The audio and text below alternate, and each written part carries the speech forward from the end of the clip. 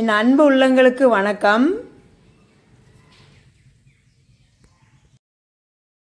இன்றைக்கி நான் தக்காளி சட்னி அரைக்கலான்னு இருக்கிறேங்க. தக்காளி சட்னி தானே அப்படின்னு நினைக்காதீங்க. தக்காளி சட்னியில் நான் ஒரு பொருளை சேர்த்து அரைக்க போகிறேன். இதுக்கு ஒரு 4 தக்காளி கட் பண்ணி வச்சுருக்கிறேங்க. ஒரு 4 வரமிளகா வச்சுருக்கேன். வரமிளகா நீங்கள் இன்னும் அதிகமாக வேணுனாலும் காரம் அதிகமாக வேணுன்னா போட்டுக்கோங்க. அம்மாலாம் கூட அதிகமாக போடுவாங்க. இதுக்கு நெருப்பு சட்னின்னு சொல்லுவாங்க.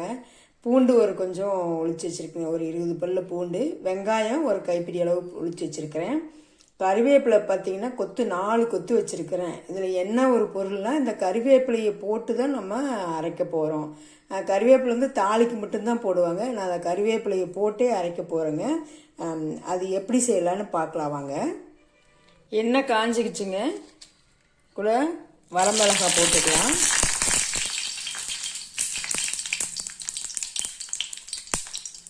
பூண்டு போட்டுக்கலாங்க.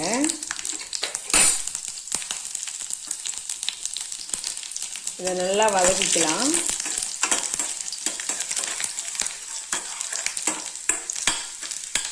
இது நல்லா வதங்கிருச்சுங்க. அப்புறம் நம்ம வெங்காயம் போட்டுக்கலாம். முழு வெங்காயமாக போட்டுக்கோங்க, கட் பண்ண வேண்டாம். இதுக்கு நான் நல்லெண்ணெய் தாங்க ஊற்றிருக்கிறேன்.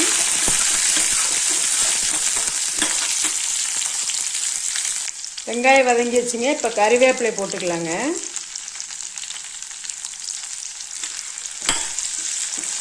இது நல்லா வதக்கிக்கலாங்க.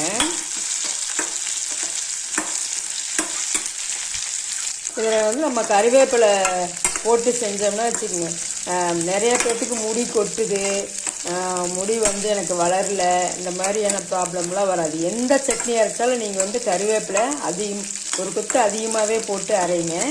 இதுக்கு நான் தக்காளி சட்னிக்கு இந்த மாதிரி தான் நான் செய்வேன். இப்போ நம்ம தக்காளியை போட்டுக்கலாங்க.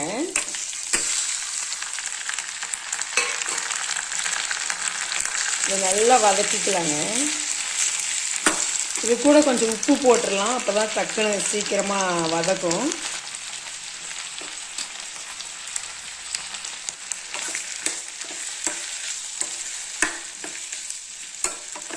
முடிஞ்சளவு தக்காளிக்கெல்லாம் தக்காளி சட்னி அரைக்கும்போது நீங்கள் நல்லெண்ணெய் யூஸ் பண்ணுங்கள். அப்போ தான் அது உடம்புக்கு நல்லது. தக்காளியில் புளிப்பு இருக்கும்.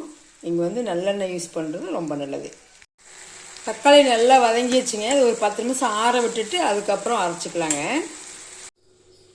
நான் இன்றைக்கி இந்த தக்காளி சட்னி இட்லிக்கு தாங்க வைக்க போகிறேன். நான் சமையல் சோடா இட்லிக்கு போட்டு கரைச்சி வைக்க மாட்டேங்க. இந்த மாதிரி ஒயிட் பீன்ஸு தான், ஒயிட் பீன்ஸும் வெந்தயமும் போட்டு நான் அரிசியில் போட்டு ஆட்டுவேன், அவ்வளோதான். அதை ஒரே மணி நேரம் 1.5 மணி நேரம் ஊறினா போதும் அரிசி. அதுக்கப்புறம் நான் அதிகமாக ஊற வச்சு ஆட்ட மாட்டேங்க. பாருங்கள் எப்படி பொங்கி நல்லா புளிச்சு வந்திருக்குது பாருங்கள். நான் இட்லி ஊற்றிட்டு உங்ககிட்ட காட்டுறேன். இந்த மாதிரி மாவு அரைக்கிறது எப்படின்னு நான் நம்ம சேனலில் போட்டிருக்கிறேன், போய் பாருங்கள்.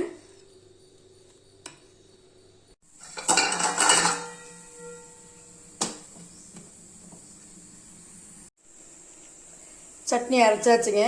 இப்போ ஹோட்டல்லாம் பார்த்தீங்கன்னா தக்காளி சட்னி லைட்டாக ஸ்வீட்டு டேஸ்ட் வரும். அது எதுனா நான் அந்த சர்வர் ஹோட்டலில் சாப்பிடும்போது சர்வரை கேட்டேன்.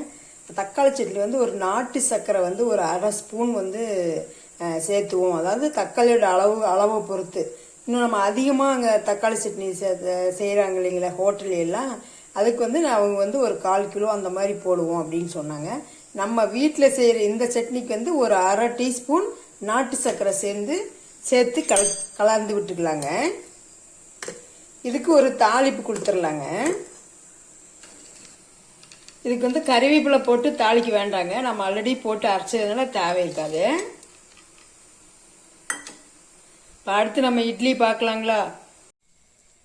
இட்லி பார்த்தீங்களா எவ்வளோ சாஃப்டாக இருக்குது பாருங்கள், சூடாக சூப்பராக இருக்குது. இப்போ இந்த இட்லியோட சட்னி வச்சு சாப்பிட்லாங்களா?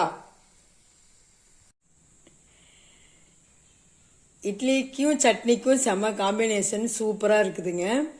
இது நீங்கள் செஞ்சு பாருங்கள், எப்படி இருக்குதுன்னு கமெண்ட்ஸ் பாக்ஸில் கமெண்ட் பண்ணுங்கள். வீட்டில் எல்லாத்துக்கும் பிடிச்சிருதுன்னா உங்கள் ஃப்ரெண்ட்ஸ் ரிலேட்டிவ்க்கு ஷேர் பண்ணுங்கள், சப்ஸ்கிரைப் பண்ணி வச்சுக்கோங்க. அப்போ தான் நான் போடுற ஒவ்வொரு ரெசிபியும் உங்களுக்கு டக்குன்னு வந்து சேரும். தேங்க்யூ.